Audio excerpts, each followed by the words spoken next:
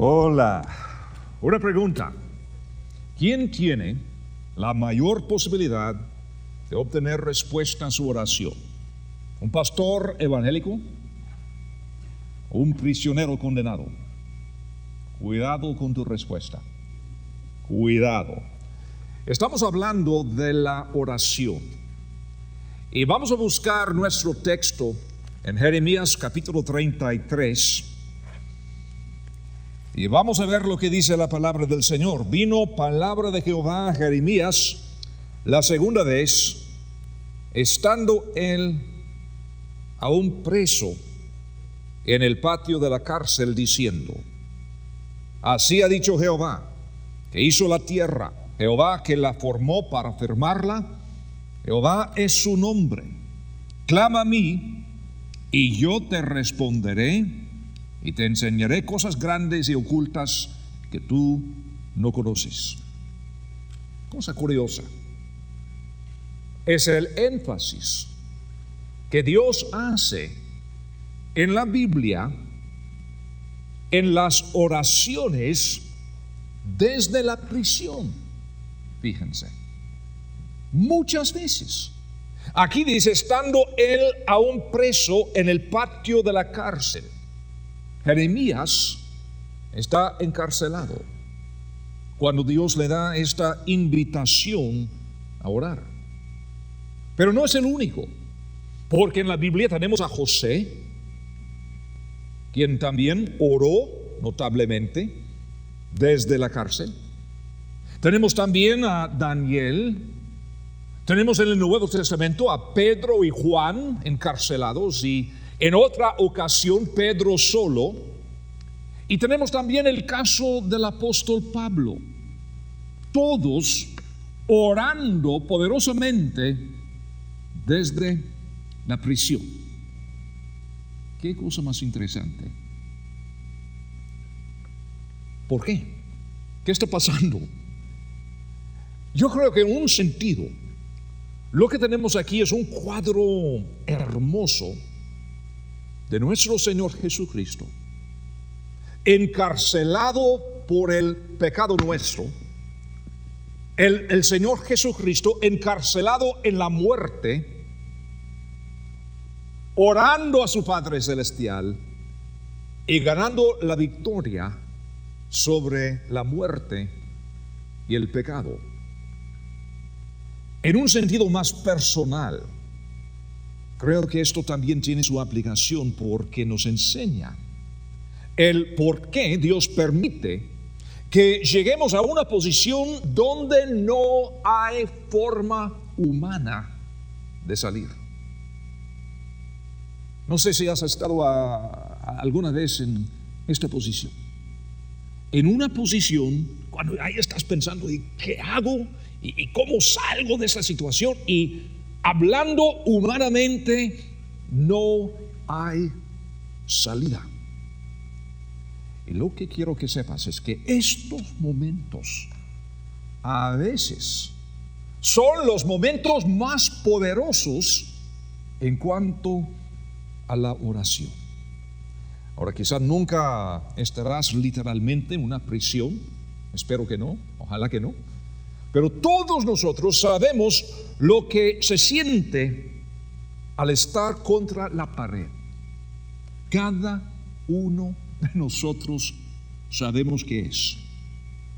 Y creo que aquí tenemos uno de los propósitos de estas oraciones de prisión. Vino la palabra de Jehová a Jeremías la segunda vez, fíjense.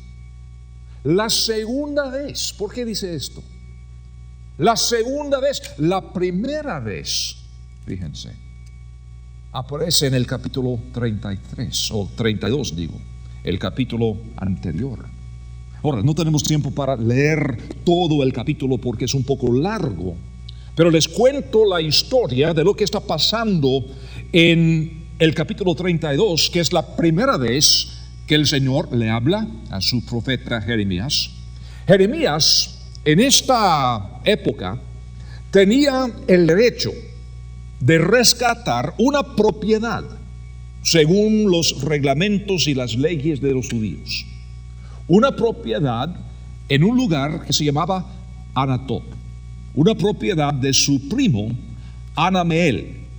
Y Dios le pide a Jeremías que compre la propiedad, y él lo hace, sin preguntar, sin excusas.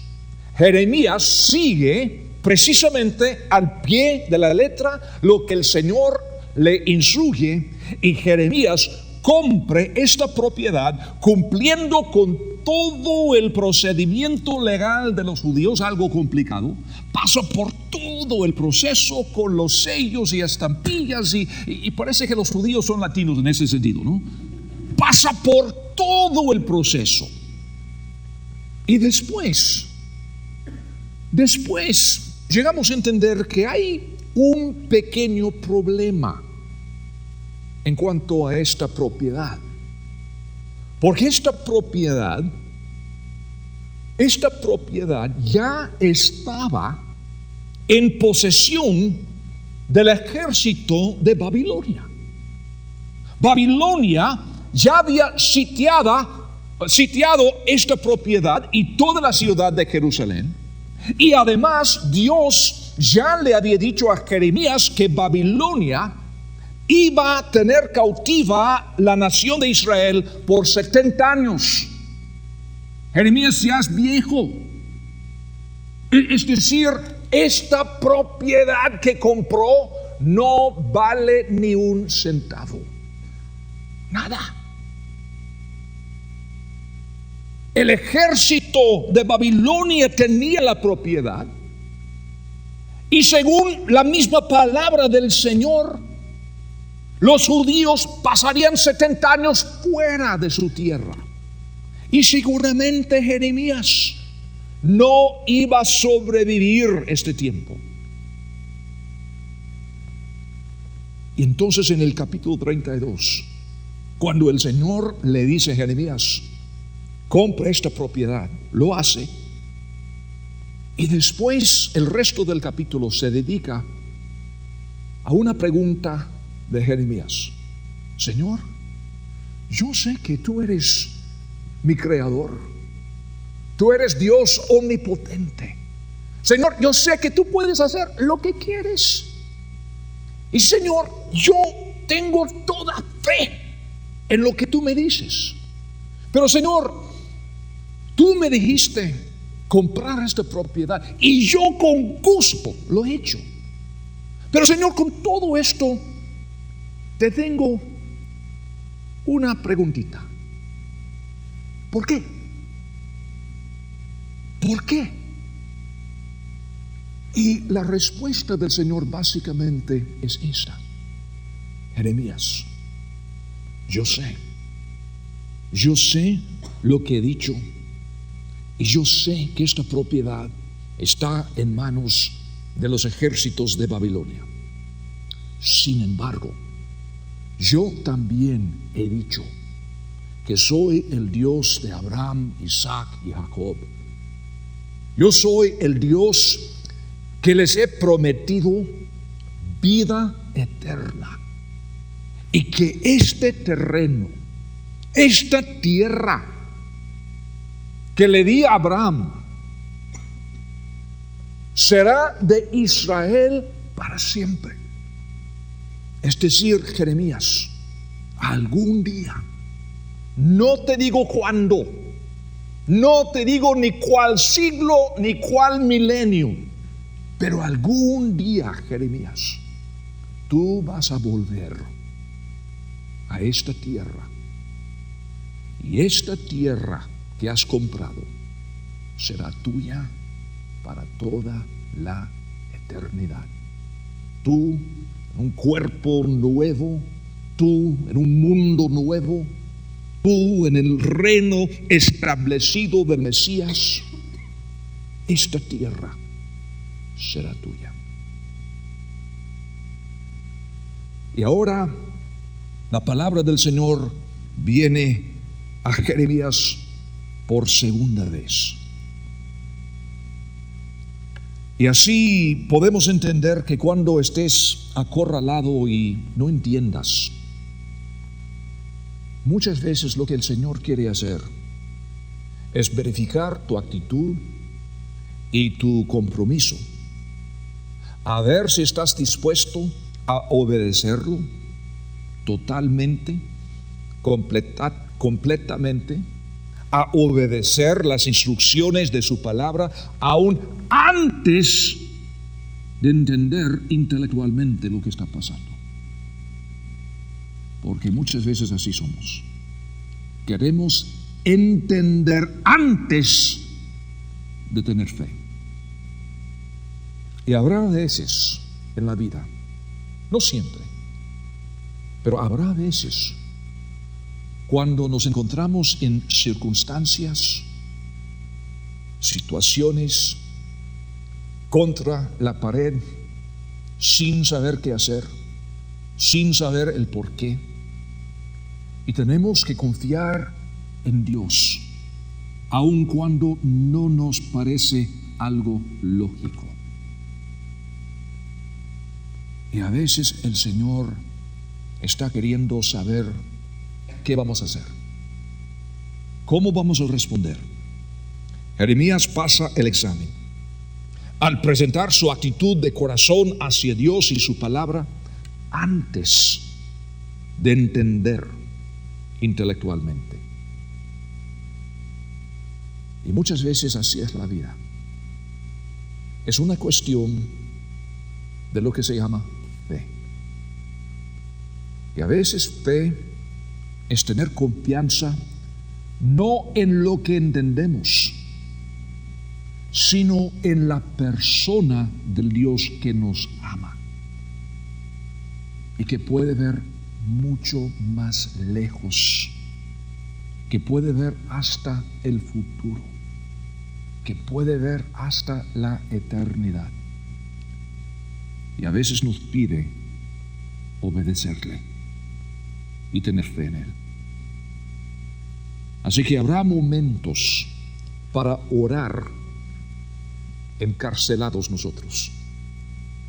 Quizá no literalmente, pero en un sentido simbólico sí. Cuando nos encontramos encarcelados de los problemas, las situaciones, las circunstancias fuera de nuestro control. Y entonces el Señor le da a Jeremías la premisa de la oración, diciéndole en primer lugar que la oración está basada en la palabra de Dios. En versículo 2 dice: así ha dicho Jehová. Así ha dicho Jehová. Y esta frase se encuentra frecuentemente en este libro de Jeremías. Bueno, en otras partes de la Biblia también. Así ha dicho Jehová. Ahora, Dios está queriendo darle a Jeremías esta gran invitación a orar. Versículo 3, este versículo que muchos han memorizado. Pero antes de darle la promesa, el Señor le da la premisa de la oración. Que la oración está basada en su palabra. Así ha dicho Jehová. Fíjense, no se trata de una fe ciega, no, Señor. La fe bíblica no es una fe ciega. Es una fe en lo que Dios ha dicho. Aun cuando nosotros no podemos ver el futuro, aun cuando nosotros no podemos ver el cuadro grande, es tener fe en Dios, tener fe en lo que Dios ha dicho, porque Dios expresa sus propósitos a través de su palabra. Algunos ejemplos. Isaías, otro de los profetas. Isaías capítulo 46. Vamos a buscar estas palabras del Señor a través de su profeta Isaías. Isaías capítulo 46, el versículo 9.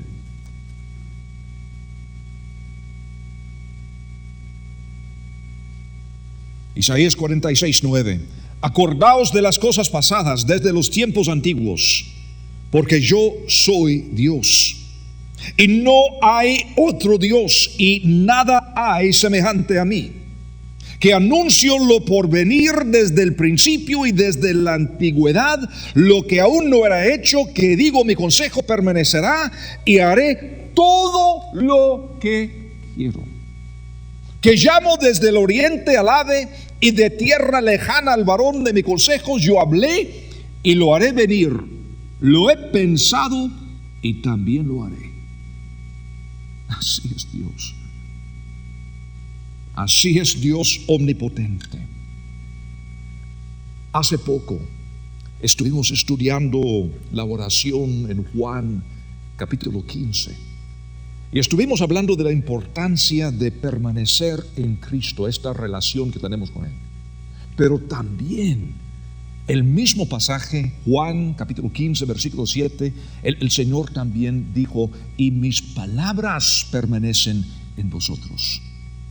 Es decir, tenemos que permanecer en Cristo y sus palabras en nosotros. Y la clave para obtener respuestas en nuestras oraciones es saber qué orar. Y la clave para saber qué orar es conocer la voluntad de Dios. Y la clave para saber cuál es la voluntad del Señor es entender lo que el Señor ha dicho en su palabra. Esto es lo que el Señor quiere decirle a Jeremías. Y otra cosa importante aquí en Jeremías 33, el versículo 2. Así ha dicho Jehová, que hizo la tierra, Jehová que la formó para firmarla. Jehová es su nombre. La oración está basada en la palabra de Dios, pero la oración también está basada en el poder creador de Dios y su propósito, que hizo la tierra. Jehová que la formó para firmarla.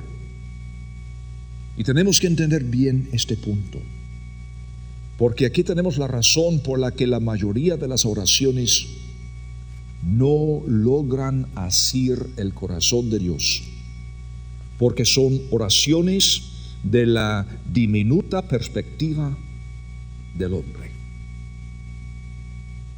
El verdadero poder en la oración comienza con un corazón comprometido a obedecer a Dios con o sin más entendimiento intelectual.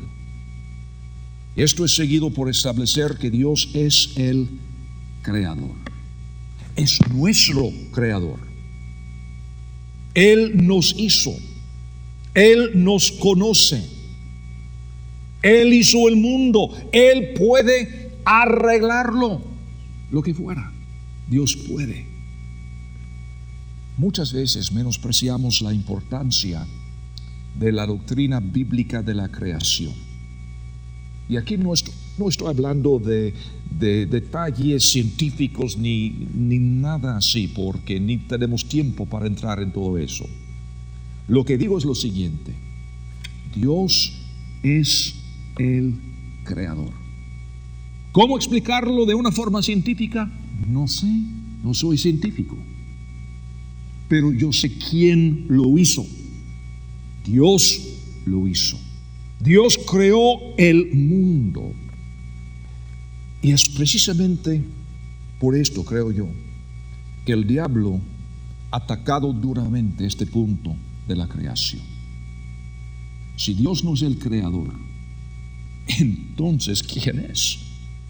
¿Y cómo es que vamos a confiar en Él? Fíjense, otro personaje de la Biblia que luchaba en la oración, aunque no fue encarcelado en un sentido literal, Job fue encarcelado por sus muchos problemas. Sabemos que un día murieron sus 10 hijos, perdió su imperio, sus riquezas y además su salud. Y pobre Job no tenía idea del por qué y qué estaba pasando. No tenía pecado no confesado en su vida. Al contrario, tenía un testimonio con el Señor increíble, que era varón perfecto, completo, maduro, equipado. Y todo esto sufrió. Llegaron sus amigos y después de 7 días de compartir con él su angustia, su dolor, sus amigos comenzaron a pensar en el por qué. Y todos, los 3, de una forma u otra, cada uno llegó en alguna forma a esto. Job, seguramente tienes algún pecado en tu vida. Pero no fue así. Job lo sabía. Job no negaba la existencia de su naturaleza pecaminosa. Pero Job sabía que no había hecho nada. Y clamaba al Señor: Señor, quisiera hablar contigo. Quisiera hacerte unas preguntas, Señor, no sé qué me pasa.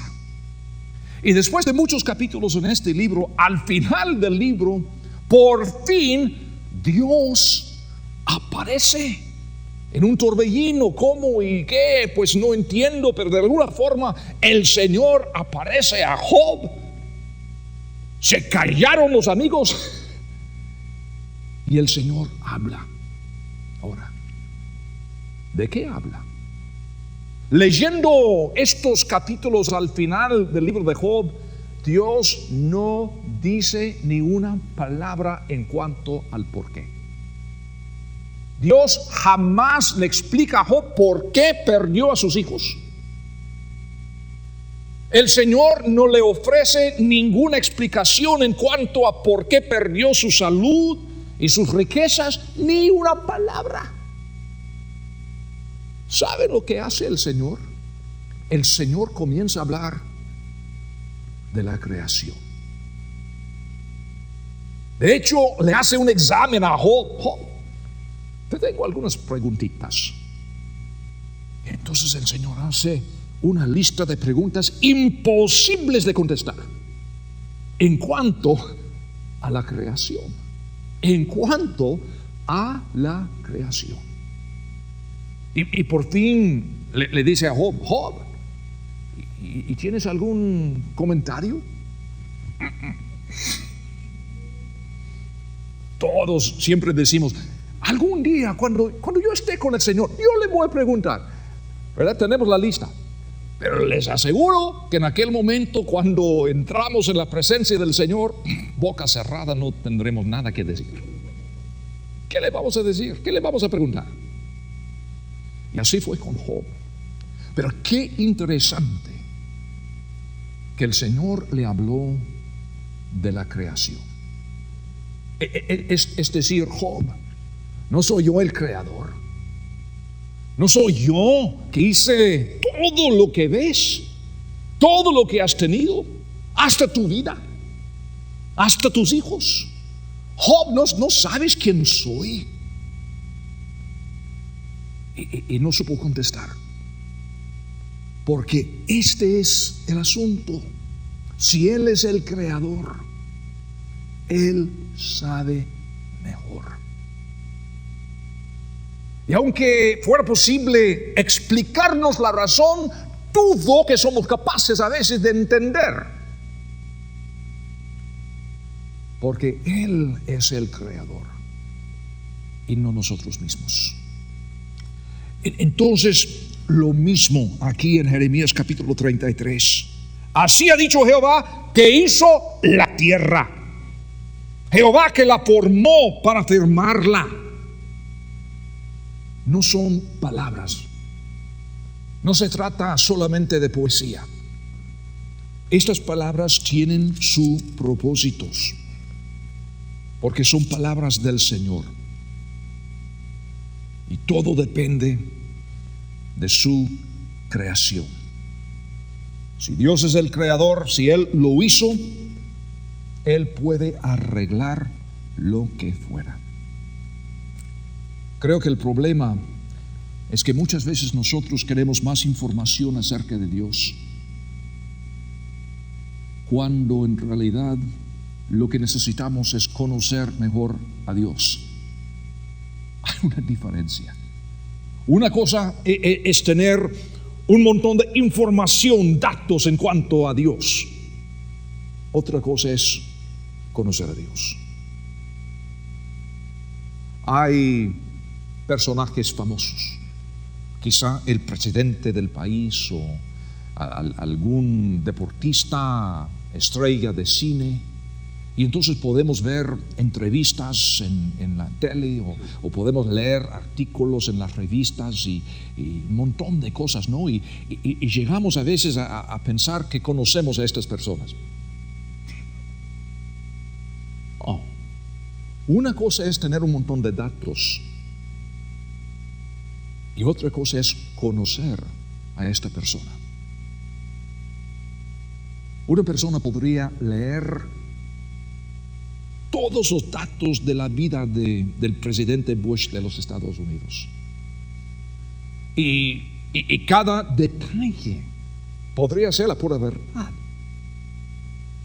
Pero aún leyendo y memorizando un libro entero sobre su vida, no podemos decir que lo conocemos. Y muchas veces, y con todo respeto, estudiamos la Biblia intelectualmente y coleccionamos un montón de información en cuanto a Dios, que es bueno, no tiene nada de malo. Pero otra cosa es conocer a Dios y tener una relación con Él.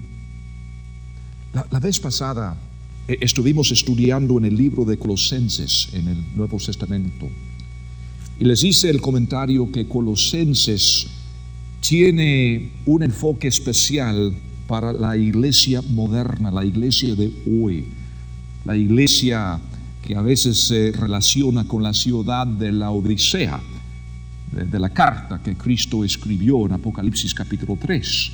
Y hablamos de la conexión entre la Odisea y Colosas y cómo es que esta carta tiene una aplicación increíble para los días de hoy.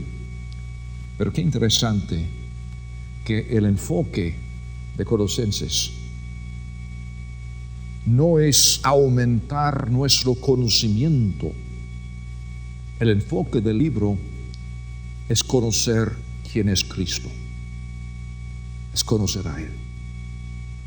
Y creo que esta es la falta que tenemos. Hoy en día cada uno de nosotros tenemos acceso a computadoras y programas de Biblia, programas de estudio. Uno con poco esfuerzo puede estudiar la Biblia como los eruditos del pasado, fácilmente. Pero otra cosa es conocer a Cristo. Y esto es lo que necesitamos. Dios tiene propósito en la creación. Y la oración efectiva es simplemente adherirse dentro del plan creador de Dios, quien ve todo el cuadro, como decimos. Oiga, esta oración, el Padre nuestro: venga tu reino, hágase tu voluntad, como en el cielo, así también en la tierra. Sencillo y profundo. No es: Señor, auxilio, tengo alergias. Y el Señor tiene interés en cada detalle de la vida, por supuesto que sí, pero lo que digo es que no llegamos a esto sin entender primero quién es. ¿Quién es? Él es el Creador. Venga tu reino. Por ejemplo, cuando estamos orando, a veces oigo a creyentes evangélicos orando por la paz en el Medio Oriente. Ay, Señor, hay tantos problemas, que haya paz en el Medio Oriente. Muy bien. Sin embargo, la Biblia nos dice que no habrá. Ahora podemos orar y orar y orar y orar, pero Jehová ha dicho: no habrá paz permanente hasta que venga el Rey, el Señor Jesús. Ahora, puede haber épocas de paz, pero habrá guerras y más guerras, y así es la promesa de la Biblia. Entonces pregunto, ¿cómo es la oración eficaz? Orar y orar con toda sinceridad: Señor, que haya paz. Cuando la Biblia dice que la única paz permanente es la paz, que es el Señor Jesús. Y cuando venga la paz de Dios, que es Cristo Jesús, entonces habrá paz permanente en el Medio Oriente. Quizá mejor pasar tiempo orando por los pastores evangélicos ahí, por los creyentes evangélicos, por los misioneros, por muchos que están arriesgando sus vidas cada día para proclamar el Evangelio de Cristo Jesús en una zona de mucho conflicto. Quizá mejor dedicar nuestra oración en una forma específica. La semana pasada tuvimos una reunión de algunos de los pastores con quienes tenemos relaciones aquí en la ciudad, y hace muchos años nosotros ayudamos en establecer una iglesia en Overland Park, aquí en esta ciudad. Y uno de los pastores de esta iglesia, el pastor de alabanza, es hijo de un palestino casado con una americana. Y hace años atrás, este palestino era el chofer y guardaespaldas de, ¿cómo se llama? El famoso palestino Yasser Arafat. Era su guardaespaldas y su chofer. Pero cosa curiosa sucedió unos años atrás. Conoció a Cristo y el Señor le transformó su vida. Y a pesar de estar en este país con toda su comodidad, etc., hace poco él y su señora, que no es palestina, tomaron la decisión de trasladarse a Palestina con el propósito de evangelizar y hacer discípulos. Ahora podemos orar y orar y orar y orar que haya paz, y no habrá paz hasta que venga la paz, que es el Mesías, el Rey. O posiblemente podríamos orientarnos mejor con la voluntad del Señor y orar específicamente que el Señor le dé protección y fruto y contactos claves y boca abierta y puertas abiertas, como estudiamos la vez pasada, a misioneros como estos. Y hay otros más. Quizá esta oración tenga más poder. ¿Por qué? Porque así ha dicho el Señor. Así ha dicho. Ahora, otra cosa. La oración que hemos dicho, basada en la palabra de Dios, basada en el poder creador de Dios y su propósito. Y en tercer lugar, la oración está basada en el nombre de Dios. En el nombre de Dios. Veamos aquí en versículo 2. Así ha dicho Jehová, que hizo la tierra, Jehová que la formó para afirmarla. Jehová es su nombre. ¿Acaso Jeremías se había olvidado? Jeremías, Jehová es mi nombre. Sí, Señor. ¿Por qué lo dice? ¿No es odio? El pobre profeta está encarcelado a causa del nombre de Jehová. Jeremías, Jehová es su nombre. ¿Por qué? Principio muy importante. Muchos dioses hay. La oración eficaz es la oración levantada al Dios correcto. Jehová es su nombre. Y posiblemente la razón por la cual no hay poder en nuestra oración es porque no sabemos el plan de Dios y realmente no sabemos quién es, ni cuál es su nombre. Ahora, claro, Dios tiene muchos nombres en la Biblia, porque es imposible resumir en un solo nombre todo lo que es Dios. Y cada nombre de Dios habla de algún aspecto de su naturaleza, su personalidad. Jehová, el Dios del pacto, el Dios que cumple las promesas, el Dios que existe. Jeremías, yo soy. Jeremías está pensando, pero Señor, aquí estoy. Y el Señor dice, yo soy Jehová, el Dios que guarda su pacto y sus promesas. Jeremías, esta es la segunda vez que te hablo. Y la primera vez que te dije comprar esa heredad, porque algún día tú en carne propia estarás en esta misma propiedad cuando venga mi reino. Y tú, Jeremías, estarás en esta propiedad que será tuya. ¿Cómo se llama? Éxodo, capítulo 34. Hablando de sus nombres. Éxodo, capítulo 34. Éxodo, capítulo 34, versículo 5.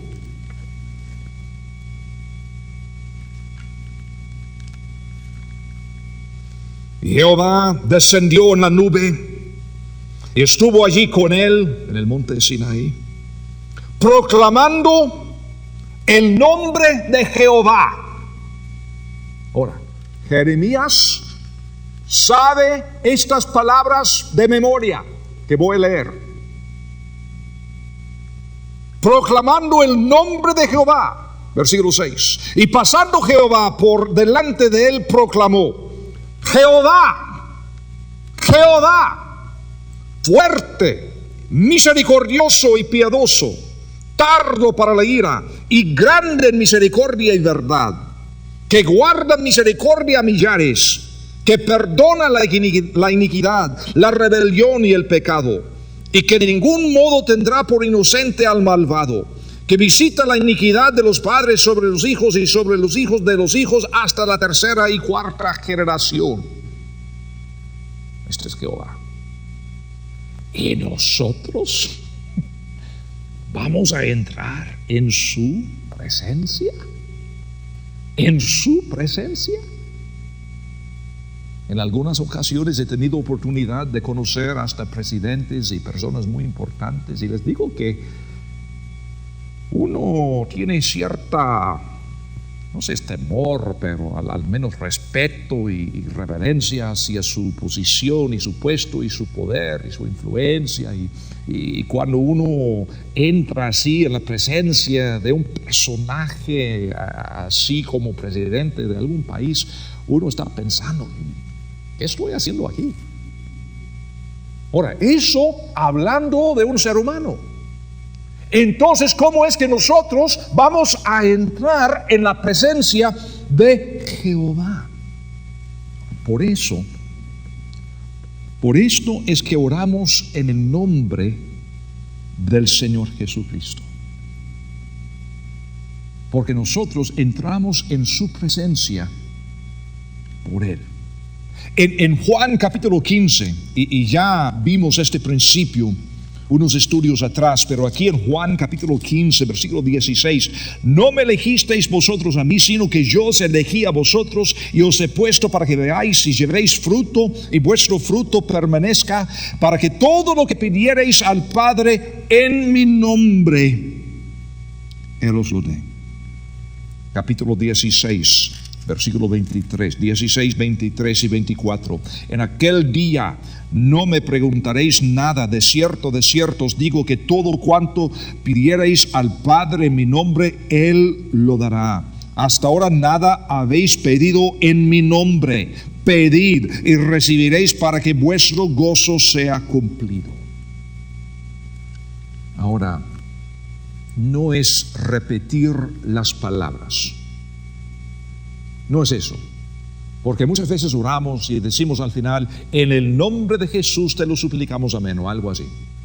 Y eso no tiene nada de malo, por favor, es un buen recordatorio, pero temo que a veces lo decimos tanto que no pensamos en lo que significa.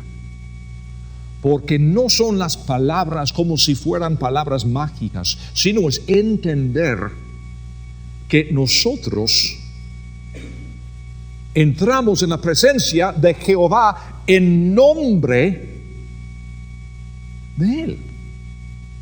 Hace muchos años atrás, y ya van a saber cuántos años atrás, hace muchos años atrás, el presidente Somoza de Nicaragua me dio a mí una propiedad en el centro de Managua. Ahora, algunos de ustedes son tan jóvenes ni saben quién es. Pobrecitos. Este tipo era dueño de este país en todo sentido, así como lo oigan, dueño del país. Y él, en un momento de debilidad o gracia o no sé qué, a mí me dio, en nombre de una misión, en nombre del Evangelio de Cristo Jesús, como buen político, quién sabe, pero nos dio una buena propiedad en el centro de Managua. Ahora, yo estaba viviendo en aquel entonces en Costa Rica. Entonces, un amigo mío que vivía en Managua, yo le pedí el favor de conseguir el título de esta propiedad. Ahora, Somoza ha dicho, pero este tipo era como muchos creyentes evangélicos, tenía miedo. Entonces trató de entrar en las oficinas del gobierno, miren por favor, que por favorcito, que cuál es el procedimiento, que esto, que el otro, y ya saben ustedes a dónde va esto. Año y medio después, el tipo no tiene nada. Hasta que tuvimos que decirle, mira, Somoza ha dicho, cuando tú entras en esta oficina, no me importa quién sea, entras diciendo, así ha dicho Somoza. Yo estoy aquí en nombre del presidente Anastasio Somoza, presidente de la República. Aquí estoy en su nombre. Y cuando hablaba así, tenía el título. Así es la oración. Padre celestial, no soy nadie, que soy pobre y pecador, que no soy digno de entrar en tu presencia, Señor. Y así oramos muchas veces, ¿no? En vez de decir, Señor, estoy aquí en tu presencia porque tu Hijo Jesucristo me ha salvado. Y Él me ha dado libre entrar en tu presencia las 24 horas. Por eso estoy. Y si no dices al final, en el nombre de Cristo Jesús, ¿sabes? Está bien. está bien, porque estás allí en nombre de Cristo Jesús.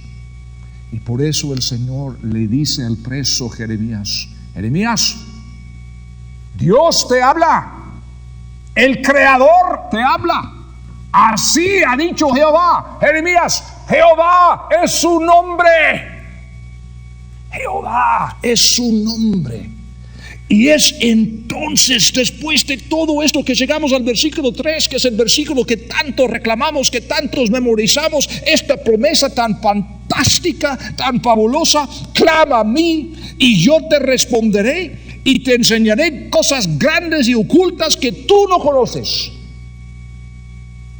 Y aunque muchos han memorizado este versículo, muchos no tienen poder en la oración porque no entienden los versículos 1 y 2.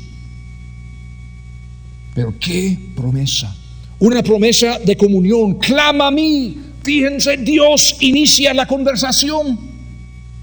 Dios inicia la conversación. Él quiere hablar contigo más que lo que tú quieres hablar con Él. Dios inició la comunicación después de la caída en el huerto de Edén. ¿Quién inició la conversación? Dios. No fue Adán, no fue Eva. Dios. Y Abraham. ¿Quién inició la conversación? Dios. Y Dios aquí invita a Jeremías a llamarlo para confiar en sus planes y en todo lo que él había hecho en el capítulo anterior. Y le da también promesa de respuesta.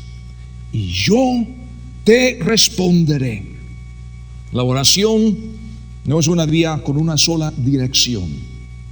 Y para que Dios nos hable, sin embargo, de vez en cuando debemos estar callados en su presencia y en su palabra. A veces personas se me acercan y dicen: pastor, necesito consejo, pastor, necesito ayuda. Pues sí, dime, ¿qué está pasando? Bueno, fíjese, pastor, que y hablan y no me dan chance ni de contestar. Y 30 minutos después ni recuerdo cuál es el problema. Y hablan. Y a veces así oramos. ¡Ay, Señor! Una lista enorme que le decimos. Y está bien porque Dios puede entender y Dios quiere hablar con nosotros y tener comunión. Pero de vez en cuando le vamos a dar chance al Señor para contestar. Pero eso requiere que nosotros estemos a veces esperando en su presencia y en su palabra. Momentos de silencio, momentos de meditación. Y aquí en la palabra del Señor vamos a encontrar sus palabras y su respuesta. Y aquí también nos da esta promesa increíble de revelación, porque dice: y te enseñaré cosas grandes y ocultas que tú no conoces. Aquí no nos promete satisfacer nuestras curiosidades mezquinas, carnales, intelectuales. Él nos promete llevarnos a consejo para que veamos el cuadro completo, a pesar de que quizá nunca podamos acomodar todos los pequeños detalles. Pero esta es la misma promesa de que Pablo hablaba a los corintios en 1 de Corintios capítulo 2 versículo 9. Este capítulo es fabuloso. 1 de Corintios capítulo 2 versículo 9, cuando Pablo dijo: antes bien, como está escrito, cosas que ojo no vio, ni oído oyó, ni han subido en corazón de hombre, son las que Dios ha preparado para los que le aman. Generalmente aquí terminamos la lectura diciendo: por eso no podemos. No. Pero entonces dice: pero Dios nos las reveló a nosotros por el Espíritu, porque el Espíritu todo lo escudriña, aún lo profundo de Dios. Y todo lo que tenemos que hacer es pedir. Y eso no quiere decir que vamos a recibir cada detalle de información que quisiéramos tener. Habrá cosas que no las vamos a entender, pero Dios sí quiere tener comunión con nosotros. Nos invita a hablar con Él. En nombre de Jesús podemos entrar en su presencia. Jehová es su nombre. Es el Creador, aquel que ha dicho en la Biblia todas estas cosas. Y nosotros podemos entrar en su presencia. Y si queremos una oración de veras poderosa,